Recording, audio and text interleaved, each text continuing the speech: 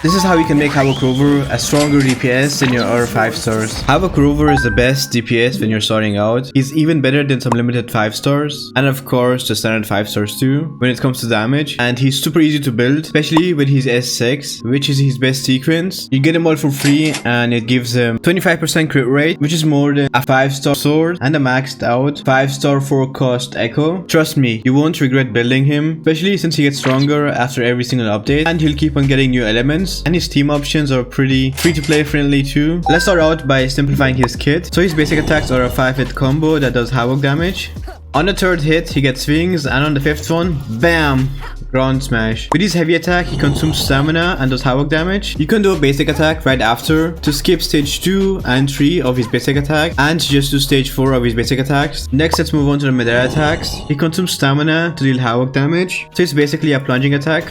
Dodge counter, same as always, you dodge, attack, and deal Havoc damage. With his normal skill, you get the crow wings and then bam, 2 hits. This has a cooldown of 12 seconds. When it comes to his Forte, Rover can hold up to 140 stacks. This bar above his HP is his Forte bar, and the purple here are his 40 stacks. So the more 40 stacks that you have, the more it turns purple. What does his Forte do? Well, his kit is mainly focused around his Forte, since that is how you get into his enhanced state called Dark Surge, where he replaces all of his attacks with new stronger ones. So yeah, you always want to fill up his Forte as fast as possible to do the most damage. So how do you get 40 stacks? You can get 40 stacks through his basic attacks when they hit the enemy, his normal skill when you press it, his enhanced skill in his enhanced state when you press it, and his intro. Alright, now that you have filled up his Forte all the way, how do you use it? In order to use his Forte, once you max it all the way, you need to do a heavy attack or just hold your basic attack button, which will do an initial hit of Havoc damage considered as heavy attack, and then it will put him in his enhanced state where his basic attacks, his heavy attacks, and his skill gets replaced. He also gets a sight now instead of a sword, which you'll also notice on his skill icon. And yup, this mode is not permanent. You lose 40 stacks every few seconds, and once it hits 0, you'll go back to his normal mode, and then you'll have to fill up his 40 again. His new enhanced basic attack combo is still a 5-hit combo. You can also enhance his enhanced heavy attack with another enhanced heavy attack. For this combo, you need to do an enhanced heavy attack and then a basic attack right after to do his new enhanced heavy attack called Thwack Blade, and then you can do another basic attack to skip to stage 3 of his basic attacks. But don't worry, this combo doesn't get used much. His enhanced skill with a new icon does more damage and has the same cooldown as his normal skill, so 12 seconds. You can also use his enhanced skill to extend the duration of his Forte's enhanced state. So yeah, to make the most use out of it, don't use it right when you enter his enhanced state or you'll waste it and do not get the extra Forte duration. Instead, just save it until his Forte is half empty and then use it. Oh, and also since he gets 20% Havoc damage bonus in his Forte's enhanced state, you always want to use his ultimate in his enhanced state so he does more damage. His ultimate does Havoc damage and has an insane big multiplier at level 10. Yep, 1520%. So yeah, this is his nuke. With his intro, he attacks the enemy and does Havoc damage. With his outro, he leaves behind his Havoc field that does Havoc damage equal to 143% of Rover's attack to all enemies within range every 2 seconds for 6 seconds. So yeah, 3 hits. So how do you activate a character's intro or outro? Well, if you look down here, each character has another bar called the conservator bar. You don't share it. Everyone gets their own conservator bar and the value stays the same. When you change characters, you can fill up the conservator bar by hitting enemies with different attacks. So each attack gives you a different amount of conservator energy, which you can always see down here in the skill details. So yeah, his ultimate gives 20, skill 15. You can always check it down here. And once you fill up the conservator bar all the way, all of your characters on the right will glow. And once you switch your character, the character who's leaving the field will activate their outro, and the character entering the field will activate their intro. Alright, let's get to the inherent skills. So these two here, you unlock the first one at character level 50 and the second one at character level 70. Inherent skill 1, during the enhanced Forte state. So basically when you max the Forte and then hold the normal attack button, you gain 20% Havoc damage bonus, so insane. Inherent skill 2, again in the Forte's enhanced state, your basic attacks will give you 1 extra energy whenever you hit enemies, and this can happen once every second. Rover also has swap cancel windows in his kit, so basically this means that whenever you use an attack with Rover that has a long animation, you can swap to another character and attack with them at the same time. Rover's swap windows are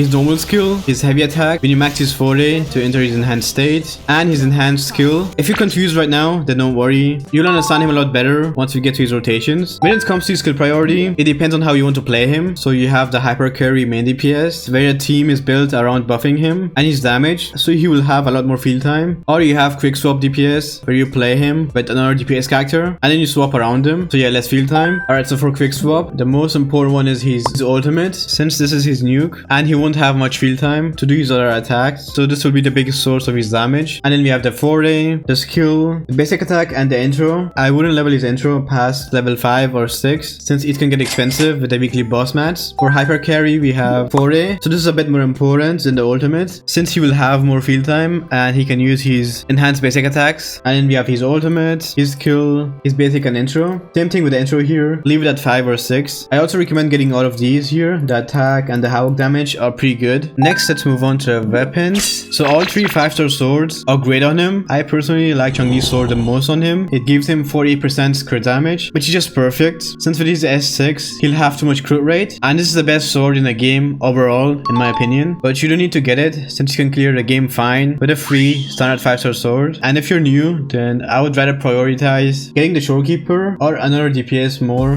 than getting a limited 5-star weapon for Rover for like 4% more damage. Having a second team is a lot better, but Camille's sword is a bit better than Chun-Li's sword by like 0.6%. It has the same instats as the standard 5-star sword, so same attack and same crit rate, but it's not as good on other characters, and I don't recommend getting Camille's sword for Rover. Chun-Li's sword is just better overall and easier to build since it's crit damage, or you can just stick with the Emerald of Genesis. That's what I have on him right now. As for the 4-star weapon options, if he has high field time, then the event weapon is really good on him, but again, this weapon needs 10 seconds at least to get the full buff, and also as soon as you swap off Rover, you lose all of the weapon's buff, so you'll have to spend another 10 seconds getting the buff back. So yeah, I don't really recommend this weapon, even though the damage is great. It's also bad for Quickswap. Next we have the Commando. This weapon is good on almost all sword users. You can't go wrong with this weapon. Next we have the Battle Pass weapon, the Lumen Gloss. This only competes with the other weapons if you have it maxed at R5. So yeah, this weapon is not worth it unless you have 5 copies. I mean, it's attack too, so yeah. The Endless Collapse is great too. You can't go wrong with this. And the Commando. These two are the best 4-star swords in the game. As for the Lunar Cutter, just know this is probably the worst weapon in the game, in my opinion. So don't waste your resources leveling this up. I would recommend you to just get a standard 5-star sword at junior level 45 for free from the box. It's the best standard 5-star weapon, and all sword characters in the game want it. Not only the DPS characters, but also the support characters. Let's move on to the echoes. So the best echo stat is the Havoc Eclipse stat. You can't go wrong with this set, and it's worth investing into, since you can always give your pieces to another Havoc DPS, like Camellia, Dungeon. So yeah, the set is great. Rover can trigger the full set effect super easily. So yeah, just for basic attacks or for heavy attacks, and you don't even have to hit the enemy with basic attacks or heavy attack. When it comes to the best forecast, you have 3 options. The Nightmare Crownless is great for buffing Rover's damage, but if you ask me, the Dreamless is still the best echo for Havoc Rover because of its huge personal damage and big AoE. It's one of the strongest echoes in the game damage wise. It can also be swap cancelled and also has Havoc Rover's name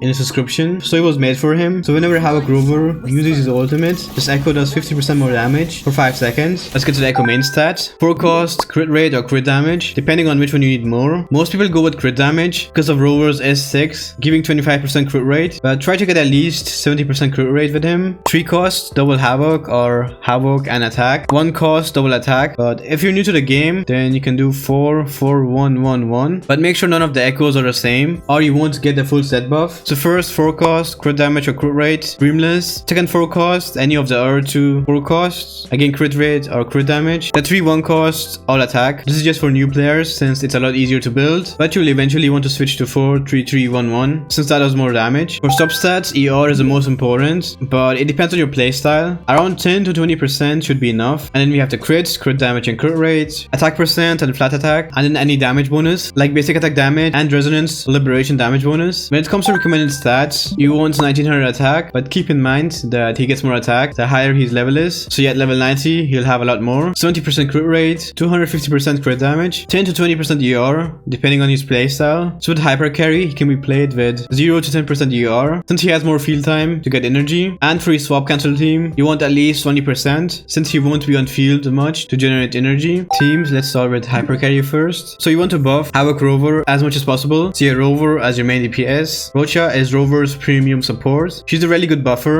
She has crowd control, buffs Havoc damage amp and basic attack damage amp, and also attack. She's the best, but not a must-have. Dungeon is really good too. More Havoc damage amp than Roccia, and great personal damage too. And she has low field time, but she's conservative efficient. But if you don't want to invest into dungeon, then Sanhua works really well too. She gives 38% basic attack damage amp, and with her S6, another 20% attack like dungeon. But the good thing about Sanhua is that she can be used in almost every single team in the game, thanks to her super low field time and the fact that she can trigger the Moonlit Cloud set super fast. So yeah, you won't regret building her, and she doesn't really need much investment. So she's better than dungeon if you want to be efficient with your resources. And she's free too from the 5-day login event, so you already have her. Cantarella works too, but she needs more on-field time. But then again, she does heal too, so she's great if you have problems with your healing. As for the last slot, the healer, and he works like Baiju. This is his best free-to-play team. Verena, she's free too from the 5-star selector, but the best and only must-pull character in the game, the Shorekeeper. She gives you 12.5% crit rate and 25% crit damage, so you'll have an easier time building any character. You can also use Jinhsi here because of her outro, which gives you 38% ultimate damage amp. So this is good if you want the most damage possible in one hit with Rover's ultimate. So for flexing screenshots, but I don't really recommend this team since Jinhsi's concerted generation is not that great, so you'll do less damage overall. As for Quickswap, Rover stays here. Same thing with the healers, only the sub DPS changes to another main DPS. So any character with long animations who you can swap off of, like Changli, who's the best, Changliao, Encore, Kakarot, even Roccia, and Brand can work too. So yeah, a lot of options. Let's move on to the sequences. You can get them all for free just by completing the main story quest. Chapter 1, Act 6, Chapter 1, Act 7, Casket Delivery, Level 8. I have a video on the fastest way to max your exploration. Chapter 2, Act 2, Chapter 2, Act 3, Exploration Quest, Silent as a Falling Leaf. It's a quest in the vault with Phoebe and Zani. S1, skill damage increased by 30%.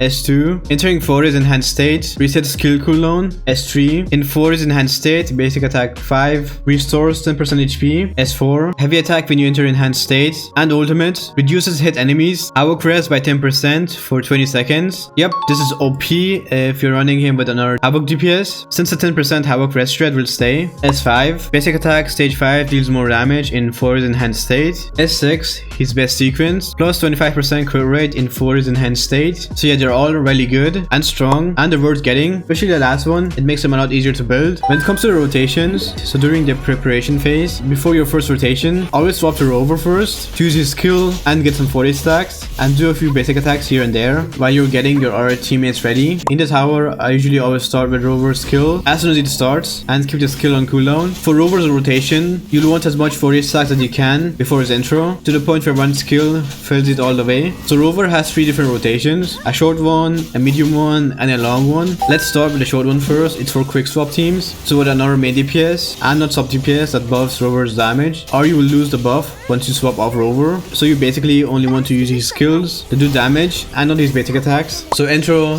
kill, heavy attack to enter Forte's enhanced state. Forte's enhanced skill, you can swap off here if you want, and then come back. Ultimate, echo, and then outro. That's it. Pretty easy. Medium rotation, what most people use. It's for Hypercarry teams, so usually teammates that buff Rover's damage. But remember, if you swap off Rover here, then he will lose the buff from your sub DPS. So the start is the same: intro, skill, heavy attack to enter Forte's enhanced state, and then you do 2 full basic attack combos, so all 5 hits. Enhanced skill, you can swap off here if you want. Ultimate, echo, and then outro. So yeah, pretty simple. This is the one that I would remember. Long rotation, it's a bit harder. You have to do 3 full basic attack combos instead of 2. So yeah, again, same start: intro, skill, heavy attack to enter Forte's enhanced state, and then you do the 5 basic attack combo. Enhanced skill, swap if you want. Another 5 hit basic attack combo. Ultimate, 5 hit basic attack combo again. Echo, and then outro. So yeah, a lot more field time. I would recommend you to just start with a medium rotation first and learn that before you move on to the rest. So it's Havoc Rover Worth building. I mean, if I had to pick between the standard 5-star DPS characters or Havoc Rover, then I would always pick Havoc Rover. I mean, let's be honest here, you will bench your calculator and Ling Yang as soon as you get the new limited 5-star DPS. But with Rover, you will keep on getting new elements and stronger each version, so you're being more efficient by investing into him. So yeah, he's a must build for new players and even some long-term players that need a Havoc main DPS. I also have a guide on every single one of his teammates in my guides playlist in case you want to build them too. You can join our Discord server if you need help with anything in the game. You can ping the game helper role and you won't ever miss free asteroid codes or events. If this video helped you, then you can help me by liking and subscribing, and yeah, have a wonderful rest of your day or night. Thank you so much for watching.